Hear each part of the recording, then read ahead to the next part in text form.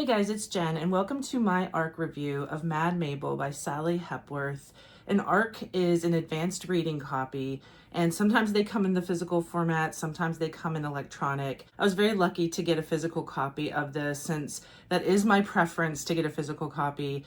And thank you to St. Martin's Press for sending me a copy of this so that I can read it and talk about it and let you guys know what I think. Mad Mabel comes out April 21st. I've had it for a little while, but I was waiting to be closer to the release date so that I can do an ARC review and release it. I have read Sally Hempworth in the past, and there have been many that I absolutely love by her. There have been a couple where I didn't like them as much, but this one has shot straight up to the top because I absolutely loved it.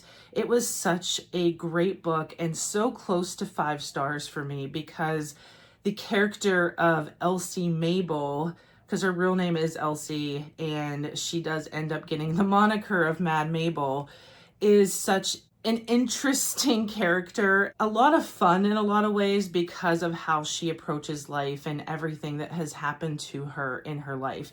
You meet her at the beginning as an 81-year-old woman who is living on a street with a bunch of neighbors, and she also is very close to her best friend, Daphne.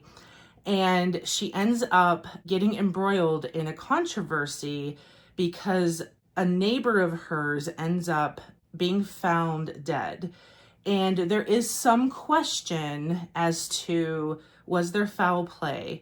And she ends up getting close to or just getting to know a 7-year-old named Persephone. The premise at the beginning of this book and how the blurb talks about this book, it says there are 2 groups that are rarely, if ever, suspected of murder, and that is elderly women and young girls.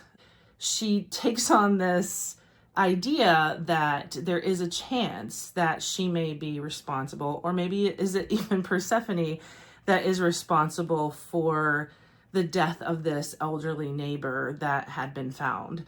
But then you find out that part of the reason why she is being suspected is, though she is going by another name because she's trying to escape her past, that she has been accused of murder in her past.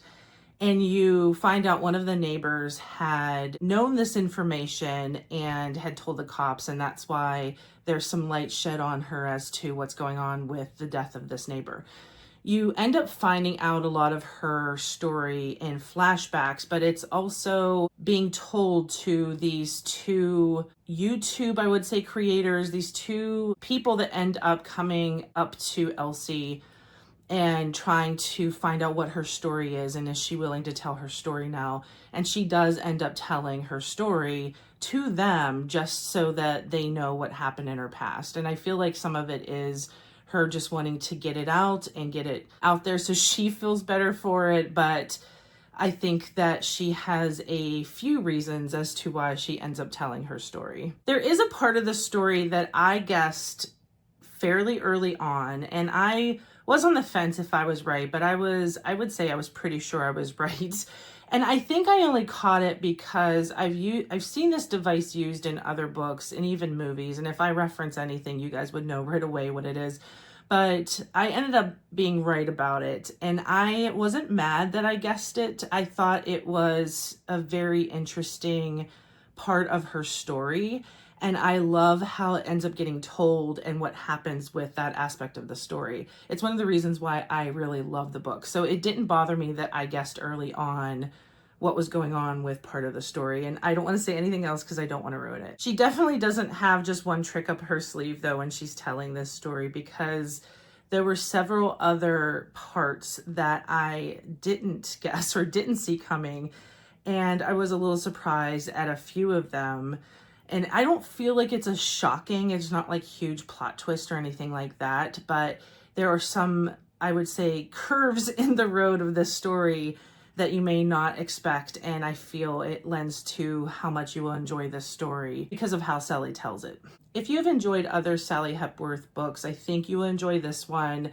I don't feel it's hugely plot twist crazy. So if you're looking for that, I wouldn't say that this is necessarily that book. But if you like a suspense thriller that has a lot of surprises and a lot of bends in the storytelling, I think that you will enjoy this one. Like I said, it comes out April 21st. I would highly recommend it. It was definitely over 4 stars for me. The only reason why I didn't feel like it was a complete 5-star book was I feel like there was some timing things towards the end that sometimes it just feels so convenient when telling a story in terms of timing, and sometimes that bothers me. And I know it's fiction, I know that's the whole point, is that things are being set up, but sometimes it was just something about the way that that happened that kind of took away from the book for me. But I still enjoyed it overall, and I would still highly recommend it. Thanks for watching my ARC review of Mad Mabel by Sally Hempworth, and until next time.